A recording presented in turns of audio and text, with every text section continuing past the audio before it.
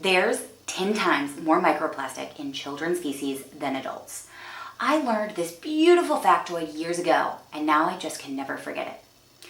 Now I've blessed you with that little bit of information, so you're welcome. I'm now the crazy lady talking to everyone I can about poop and plastic. My name's Erin, and I'm a food and water industry expert, and I'm here today to talk about my plastic journey and how that's helped the health of my family, how I want it to help the health of our environment, and how together we can make small changes that'll make a big difference. Now, I struggled with infertility, and for 2 years, I spent nights crying, having self-doubt, and going on a food journey, but I still wasn't pregnant. When I learned about the endocrine disrupting dangers of plastic, when I learned about this, I made a stark change in my life to cut plastic out. And I got pregnant with a healthy, beautiful son, Jackson. Now, the interesting thing about that is my youngest son, it happened right away. Now, I don't really know if Jackson was born because I cut out all the plastic. I can't really know that because he was born naturally. But what I can say is that I learned so much on this journey that I want to share with you about plastic.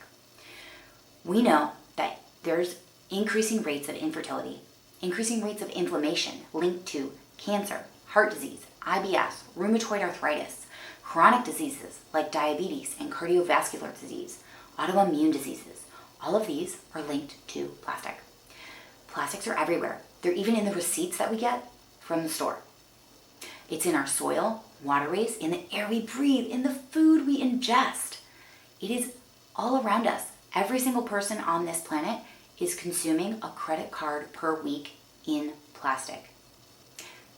Now, I recycle, so that's great, right? You might ask. Yes, it is. Keep it up. But the problem with recycling is that less than 30% of plastics are ever actually recycled.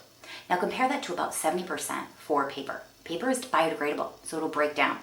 Plastic, on the other hand, is supposed to be made to last forever. Think about a lot of different types of plastic that actually take over 500 years to break down in a landfill. Now, reality is that plastic is in our lives. So many amazing inventions have come from plastic. Think about the preservation of food, how we've made cars more fuel efficient. But our dependence on plastic, and with increasing population growth, this convenience has been an unintended consequence. We need to figure out a solution and how we can save our health on this planet. I have these 3 solutions for you.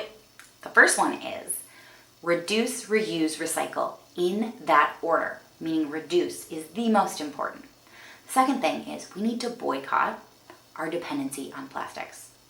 The third thing is we need to have multiple to-go kits of alternatives to plastic ready and available. So for example, I actually have a reusable water bottle, bag, a spork, and a collapsible bowl for a to-go container, always ready for me. I'll have one in my car, in my purse. If we can do these 3 things together, we will be able to turn off the faucet, but we have to do that first in order to stop the leak. These conveniences come at a cost. So let me ask you, what does that cost to you, and what are you going to do about it? Thank you.